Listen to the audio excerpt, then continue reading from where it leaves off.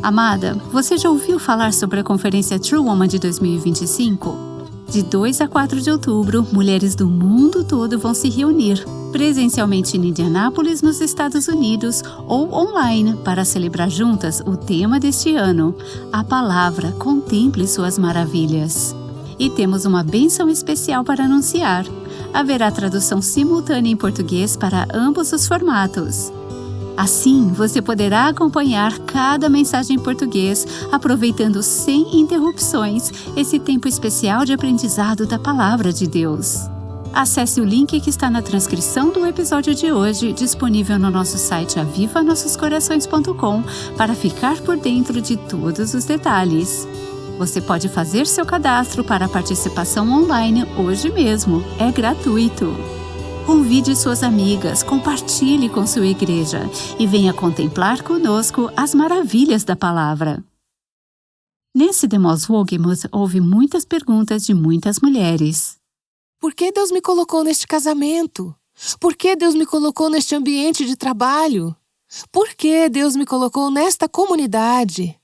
Por que Deus me colocou neste país, neste lugar, nesta circunstância?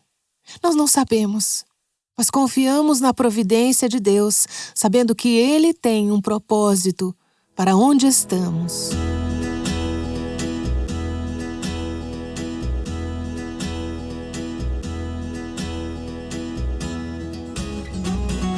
Este é o Aviva Nossos Corações, com Nancy Demos Wogemuth, coautora de Deixe Deus Escrever Sua História, na voz de Renata Santos.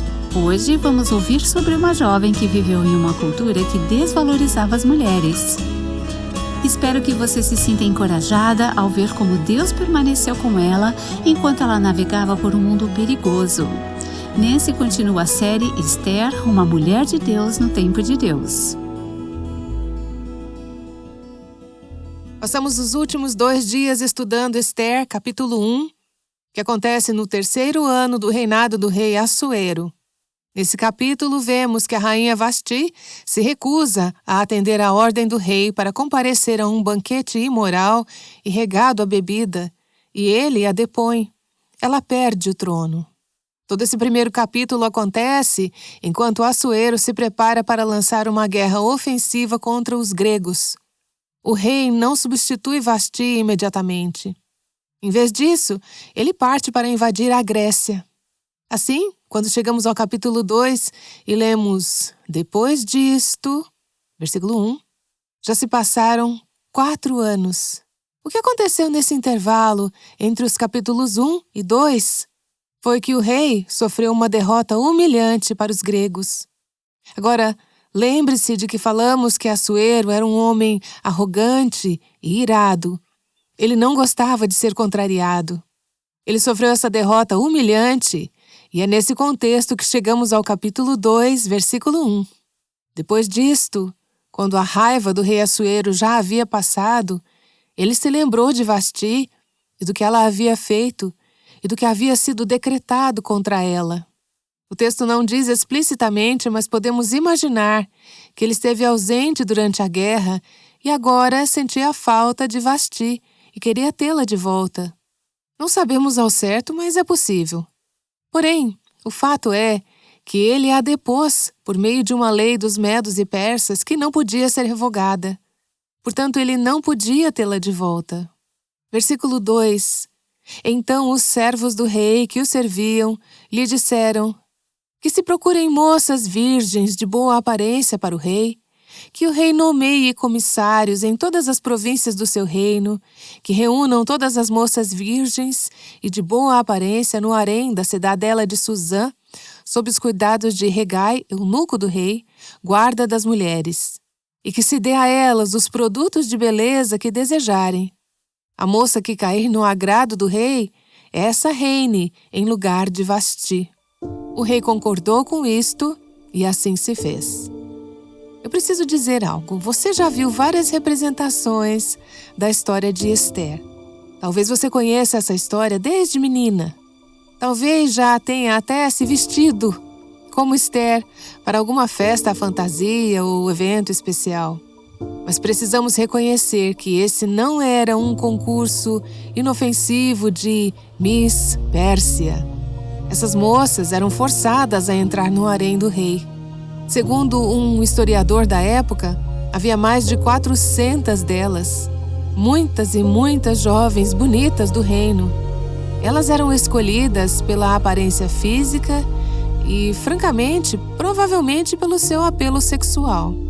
Era um processo terrível e degradante. Essas jovens eram usadas para satisfazer os desejos de um rei arrogante, beberrão e irado. Depois de terem estado com o rei, se ele não as escolhesse como rainha, elas nunca mais poderiam se casar. Elas se tornariam concubinas e passariam o resto da vida presas no harém, destinadas a viver em solidão. Não era uma vida feliz, uma escolha feliz ou um desfecho feliz para a vida daquelas moças. Hoje, com nossa visão moderna sobre concursos de beleza, tendemos a ler essa passagem com outra perspectiva. Mas se pensarmos no contexto da época, veremos que não havia nada de bonito ou positivo nessa situação. A partir do versículo 5 do capítulo 2, o tom da narrativa muda completamente. Até aqui, tudo era muito secular, mundano e arrogante. Mas agora entram em cena dois personagens do povo escolhido de Deus.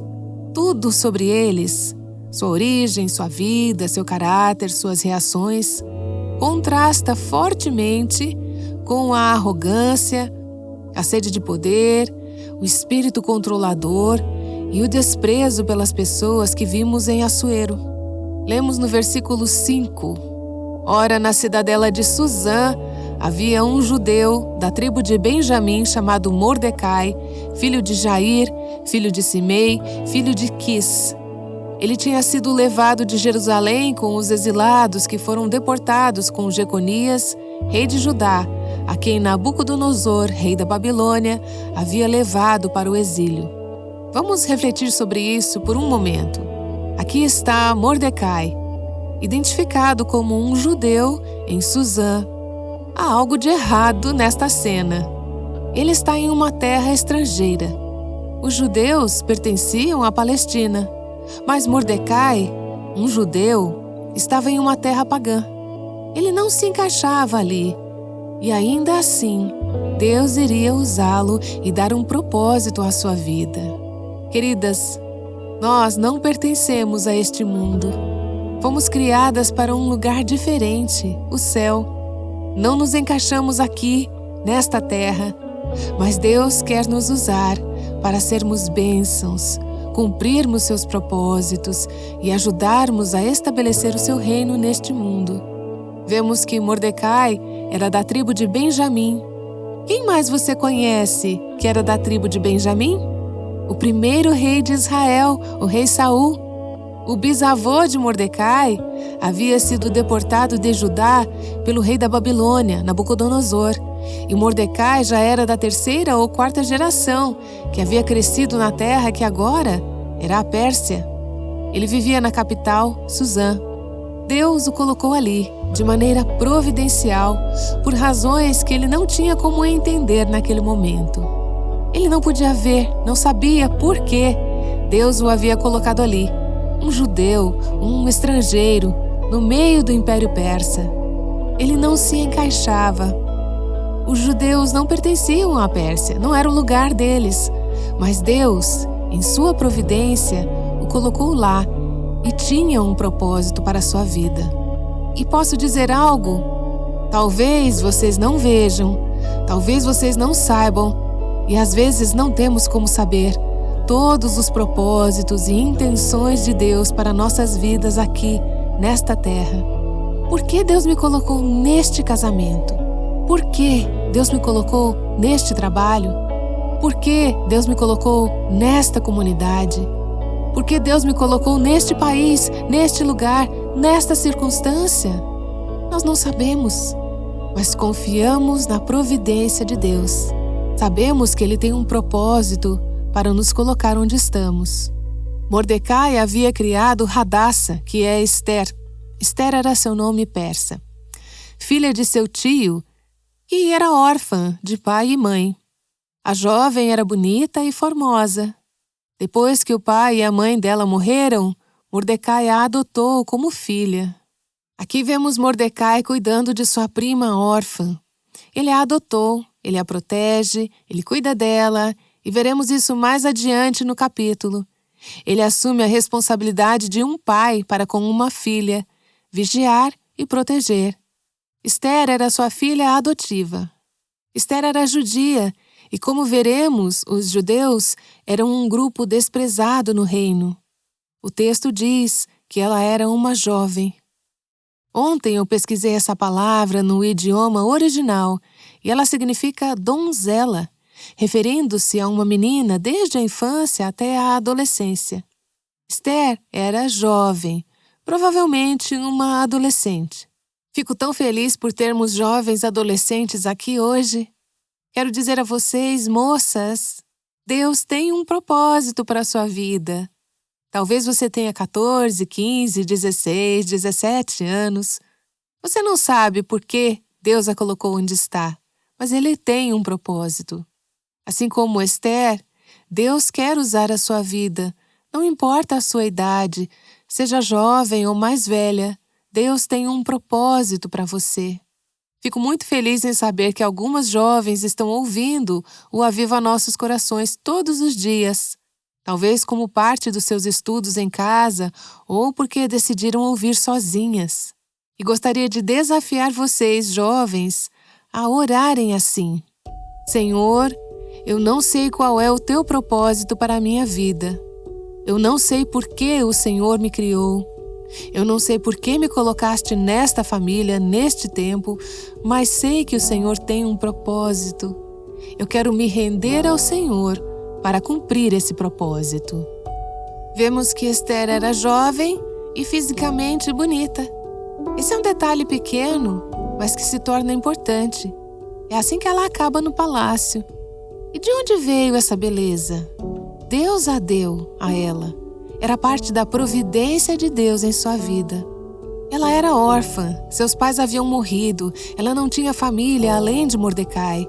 Se pensarmos em todos os desafios em sua história, poderíamos concluir que ela não tinha muita esperança para o futuro, não. É possível que Esther tivesse problemas com a sua própria identidade, fosse insegura, talvez, apesar de sua beleza física. E até mesmo sua beleza poderia ter causado um problema de identidade. Eles só me querem por causa da minha aparência. Ela era uma mulher que tinha muitos motivos para não ter um bom futuro, mas se tornou uma serva do Senhor, forte e eficaz. Diante desse cenário da corte real e de todos os oficiais do Império Medo-Persa, essa dupla, Mordecai e Esther, parecia completamente insignificante. Nenhuma chance de influenciar um rei, muito menos um império inteiro. Quando lemos o capítulo 1, tudo parecia estar nas mãos de Assuero, todo o poder, toda a influência. Mas Deus estava trabalhando nos bastidores. Ele estala os dedos e a rainha desaparece. Ele estala os dedos e trazem-lhe bebidas. Ele estala os dedos e toda a nação imediatamente se curva em obediência. Ele é quem tem o poder. O que Assuero não percebeu é que ele, assim como Mordecai e Esther, estavam todos nas mãos de um Deus que tem todo o poder. Deus tem todo o poder. Longe de serem insignificantes, Mordecai e Esther acabam desempenhando um papel fundamental na libertação do povo de Deus e, consequentemente, na continuidade da nação, através da qual o Messias nasceria. A coragem simples deles, sua fé e sua devoção permitiram que fossem instrumentos nas mãos de um Deus soberano que está sempre agindo para cumprir os seus propósitos no mundo. Versículo 8. Quando a ordem e o decreto do rei foram divulgados, muitas moças foram levadas para a cidadela de Susã sob os cuidados de Hegai. Levaram também Esther ao palácio real e a entregaram aos cuidados de Hegai, guarda das mulheres. O rei deu uma ordem: tragam essas mulheres. Esse é um dos 5 decretos reais mencionados no livro de Esther. Não sabemos se Esther foi levada voluntariamente ou contra sua vontade. Eu já tentei descobrir. Li este texto repetidas vezes, incontáveis vezes. Já consultei inúmeros comentários bíblicos. Talvez não tantos assim, mas com certeza muitos. Simplesmente não sabemos. Mas, com base no que sabemos sobre Assuero e no que o próprio texto nos diz, que Ester foi levada e que o rei emitiu esse decreto, eu tenderia a pensar que ela foi forçada a ir contra sua vontade. Isso faz mais sentido dentro do contexto. Sabemos que o rei tinha autoridade absoluta e que recusar ou resistir poderia significar morte imediata. Independentemente disso, seja por vontade própria ou porque foi obrigada, sabemos de uma coisa: Deus, em sua providência, trouxe o bem a partir do mal. Lembre-se de que Ester não conhecia o fim da história. Nós sabemos como tudo termina, mas ela não sabia. Tente se colocar no lugar dela e ouvir o que o versículo 8 nos diz. Quando a ordem e o decreto do rei foram divulgados, ou seja, que todas as jovens mais bonitas do reino fossem reunidas em uma espécie de competição para se tornarem a próxima rainha, muitas moças foram levadas para a cidadela de Susã, sob os cuidados de Hegai. Levaram também Ester ao palácio real e a entregaram aos cuidados de Hegai, guarda das mulheres. A moça, Ester, lhe pareceu formosa e alcançou favor diante dele. E note essa palavra favor, pois ela aparece repetidamente ao longo do livro de Ester. Por isso Hegai, ou seja, Hegai, o chefe do harém, se apressou em dar-lhe os produtos de beleza e a alimentação especial. Também lhe deu 7 moças escolhidas do palácio real e a transferiu com essas moças para os melhores aposentos do harém. Então aqui está essa jovem adolescente, cuja vida inteira muda de forma radical e inesperada. Toda a trajetória dela é alterada de uma só vez. Já não bastava ela ter perdido os pais. Não sabemos exatamente como isso aconteceu, mas sabemos que, ainda pequena, Ester ficou órfã. Poderíamos pensar, o que mais poderia acontecer com essa menina? E o que acontece? Assim que ela chega ao palácio, ela começa a conquistar o favor de todos ao seu redor. No versículo 9, lemos que ela logo alcançou graça aos olhos de Hegai, o chefe do harém. No versículo 15, vemos que ela alcançou graça de todos que a viam. No versículo 17, quando foi apresentada ao rei, ele também se agradou dela. 3 vezes, neste capítulo, vemos Ester conquistando o favor das pessoas ao seu redor. Mas como? O que fazia essa mulher se destacar? Sabemos que, a princípio, ela foi escolhida por sua beleza impressionante. As Escrituras nos dizem isso. Mas deveria haver algo a mais. As outras mulheres também eram lindas. Como poderia ela ser tão mais bela do que todas as outras jovens escolhidas entre as mais bonitas do reino? Deve ter sido mais do que apenas aparência física. E não acredito que fosse apenas por ela ser a mais sedutora do que as outras. Certamente muitas dessas mulheres foram selecionadas por sua sensualidade, por sua capacidade de atrair os homens. Mas não creio que isso tenha sido o que fez com que Ester conquistasse tanto favor. Acredito que houve 2 motivos principais. Primeiro, a mão de Deus estava sobre a vida dela. Deus é quem concede favor. Lembro-me do livro de Daniel, algumas décadas antes, quando ele foi levado cativo para esse mesmo palácio. Em Daniel 1, lemos: E Deus concedeu a Daniel misericórdia e compreensão da parte do chefe dos eunucos. De onde vem o favor? De Deus. Deus é o rei. Ele governa e domina sobre todos os reis do universo. Deus concedeu o favor a Daniel, e creio que foi Deus quem concedeu favor a Ester, porque ele tinha um plano maior que Daniel, maior que o rei da Babilônia, maior que Ester, maior que o rei Assuero. Deus tinha um plano para cumprir seus propósitos redentivos no mundo. Daniel fez parte disso. Esther fez parte disso. Deus os colocou no palácio e lhes deu favor. Esther encontrou favor porque a mão de Deus estava sobre ela. Mas também creio que houve outro motivo. Ela tinha algo mais do que apenas beleza exterior. Ela tinha uma beleza interior. Era uma mulher de postura, de dignidade. Quando lemos essa história, vemos que Esther era uma jovem notável. Seu caráter era admirável. Seu caráter lhe concedeu favor. Acredito que ela tivesse um espírito cativante. Provérbios 3 nos diz: não deixe que a bondade e a fidelidade abandonem você. Amarre-as ao pescoço, escreva-as na tábua do seu coração e você encontrará favor e boa compreensão diante de Deus e das outras pessoas. Mantenha o amor e a fidelidade. Tenha um coração cativante. Tenha um coração piedoso. Tenha um espírito temente a Deus. Provérbios 13 diz: o bom senso conquista favor. Esther provavelmente tinha bom discernimento. Ela mantinha a calma e foi Deus quem lhe deu essa capacidade. Isso também foi a graça de Deus em sua vida. Mas eu posso te garantir uma coisa.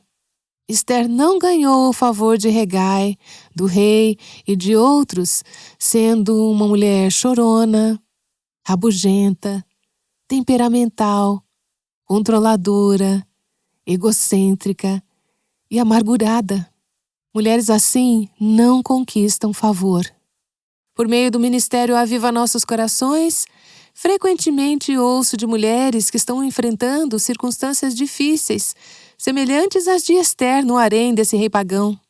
Muitas estão em casamentos desafiadores, ambientes de trabalho hostis ou situações escolares difíceis.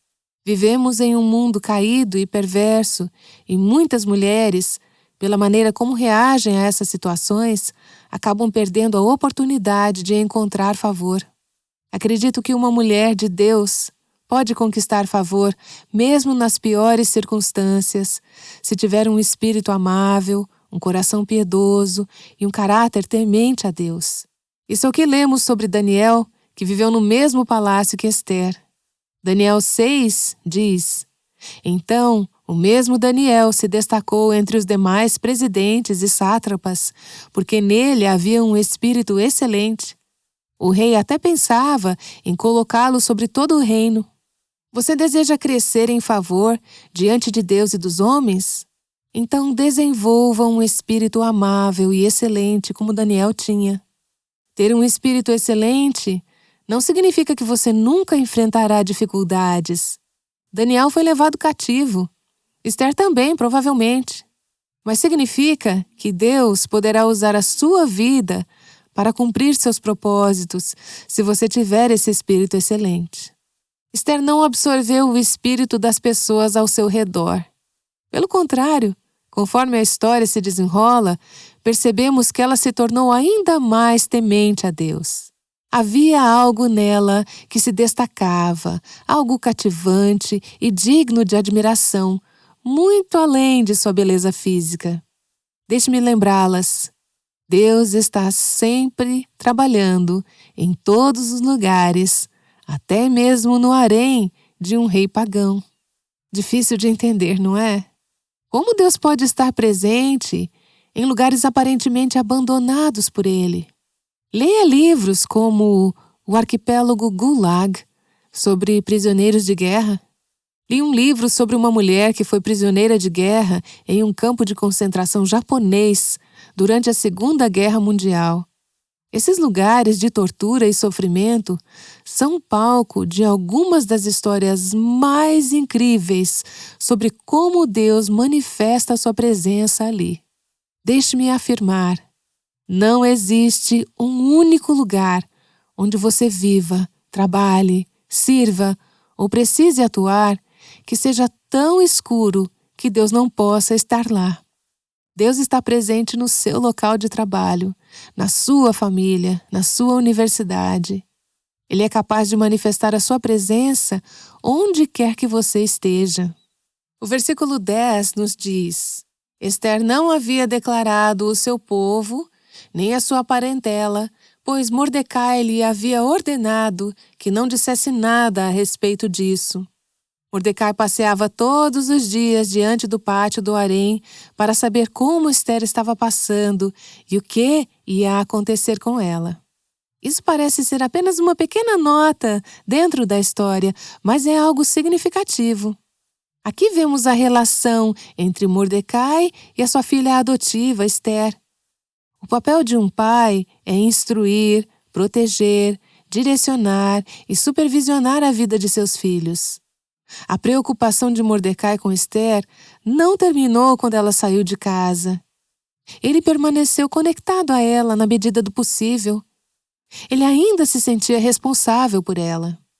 Ela era sua filha. Ele a criou como sua própria filha. Jovens mulheres, saibam que a sua mãe sempre será sua mãe. Seus pais sempre se importarão com você. Eles não são perfeitos, vão cometer erros, mas eles se preocupam. É por isso que eles são incapazes de dormir até saberem que você está segura. Eles querem saber onde você está e o que você está fazendo. Eles se importam, devem se importar. Podem não demonstrar isso da maneira correta, mas é certo que um pai ou uma mãe se preocupem. Foi correto da parte de Mordecai se preocupar. Posso imaginá-lo andando diante do pátio do harém, tentando encontrar qualquer notícia sobre Ester. Como ela está? Como ela está? Porque, claro, Ester estava isolada dentro do harém. Ela não podia simplesmente sair e conversar com quem estava fora no pátio, mas Mordecai era diligente. Ele queria saber como ela estava, queria permanecer conectado a ela, e Ester, no seu coração, manteve-se conectada a ele. Antes de partir, Mordecai lhe deu um conselho: não revele a sua origem. Não sabemos exatamente o motivo, mas sabemos que havia sentimentos antissemitas no reino naquela época. Talvez tenha sido prudente seguir esse conselho. Independentemente disso, Ester se submeteu à orientação de Mordecai. Mesmo depois de sair do cuidado direto dele, ela continuou a obedecer ao que lhe fora ensinado. Jovens mulheres, eu quero dizer algo a vocês. Eu tenho experimentado grande proteção e bênção em minha vida ao continuar seguindo, mesmo como mulher adulta, os princípios que meus pais me ensinaram na juventude. Algumas pessoas poderiam dizer: você é adulta, pode tomar as suas próprias decisões. Mas existem princípios de sabedoria que transcendem a idade e que trazem segurança e bênção quando continuamos a segui-los. Eu tomo minhas próprias decisões. E sabe o que eu decido na maioria das vezes? Seguir os conselhos que recebi dos meus pais quando eu era jovem. Eu quero te dizer que Deus tem abençoado a minha vida repetidamente. Porque na maioria das vezes, o caminho que escolhi seguir, as orientações que decidi ouvir, prestar atenção e obedecer, foram coisas que aprendi com meus pais. Coisas que, sinceramente, não faziam muito sentido para mim quando eu era menina. Eu pensava: por quê? Que diferença isso faz? Uma das coisas era manter meu quarto arrumado. Minha mãe e eu brigamos por isso durante anos. Lembro-me de pensar, já como jovem, que diferença faz como está o meu quarto? Eu admito que era uma bagunça total, mas eu não conseguia entender por que isso importava tanto para ela. E sabe de uma coisa? Agora eu entendo. Hoje eu consigo perceber como isso reflete o caráter, até mesmo em pequenas coisas. Claro, meus pais me ensinaram lições muito mais importantes do que essa, mas eu encontrei bênção ao seguir os seus conselhos. Vemos Ester aqui como uma jovem submissa, atenta e sábia. Ela se lembra do que aprendeu e coloca em prática quando tem liberdade para fazer o que quiser. Lembro-me de quando eu tinha 17 anos e meus pais me deixaram atravessar o país de Filadélfia para o sul da Califórnia para fazer os 2 últimos anos da faculdade na Universidade do Sul da Califórnia. Hoje eu não consigo imaginar como tiveram coragem de me deixar fazer essa mudança. Mas eu quero te dizer que Deus me protegeu. E algo mais que me protegeu foi a escolha que eu fiz aos 17 anos de seguir os ensinamentos que os meus pais me deram. Eu podia fazer o que quisesse, ir aonde quisesse. Não havia ninguém para me supervisionar, mas Deus me ajudou a tomar as decisões certas, baseadas nos princípios que recebi em casa. Eu não sei quantas vezes Deus me protegeu de perigos, armadilhas ou influências destrutivas, simplesmente porque escolhi dar ouvidos aos conselhos deles. Esther também era sábia e discreta. Quando ela entrou no palácio do rei, ela não revelou a sua identidade nem a sua origem. Acredito que Deus a abençoou e ela alcançou graça perante os olhos de todos, em parte, porque ela escolheu permanecer sob a orientação e a sabedoria que recebeu ao crescer sob os cuidados de Mordecai. Nesse Demos Vogemos tem dado vida à história de Esther, nos lembrando de toda a tensão e o drama dessa narrativa. Ela já volta para orar. Concluímos hoje o 3º episódio da série Esther, uma mulher de Deus no tempo de Deus. Essa série vai além da ideia simples de uma jovem que se tornou rainha. Ela nos coloca no lugar de uma adolescente enfrentando um mundo injusto e assustador. Mais importante ainda, nos ajuda a enxergar a mão de Deus guiando Esther em cada desafio. Você ficou interessada na história de Esther? Gostaria de se aprofundar ainda mais? Neste mês, estamos promovendo nosso estudo bíblico Esther Confiando no Plano de Deus. Esse recurso disponibiliza um conteúdo diário de estudo, versículos para memorizar e perguntas para discussão. É uma ferramenta excelente tanto para estudo individual quanto em grupo. Visite nosso site e saiba como pode encomendar a sua cópia ou clique no link aqui na transcrição deste episódio. Esperamos que você continue explorando a extraordinária vida de Esther neste mês. Nos últimos programas, vimos a atitude machista do rei Assuero. Amanhã vamos contrastá-la com a visão de Deus sobre a beleza e o valor da mulher. Agora vamos orar. Senhor, obrigada porque Tu dás graça e favor e estás trabalhando mesmo nas circunstâncias mais improváveis ou difíceis. Tu estás agindo, cumprindo Teus propósitos. Senhor, eu Te agradeço pela influência piedosa e pelas pessoas que colocaste em nossas vidas para nos instruir. Eu oro para que nos ensines a viver segundo essa sabedoria. Peço também pelas mulheres que nunca tiveram pais tementes a Ti ou uma boa influência espiritual. Que elas possam encontrar isso em Tua palavra e viver em obediência aos conselhos que vêm de Ti. Obrigada, Senhor, por Tua providência, por vermos isso na história de Esther e aprendermos a enxergá-la em nossas próprias vidas. Agradecemos no nome de Jesus. Amém. O Aviva Nossos Corações é o ministério em língua portuguesa do Revive Our Hearts, com Nancy Demos Vogemos, chamando as mulheres à liberdade, à plenitude e à abundância em Cristo.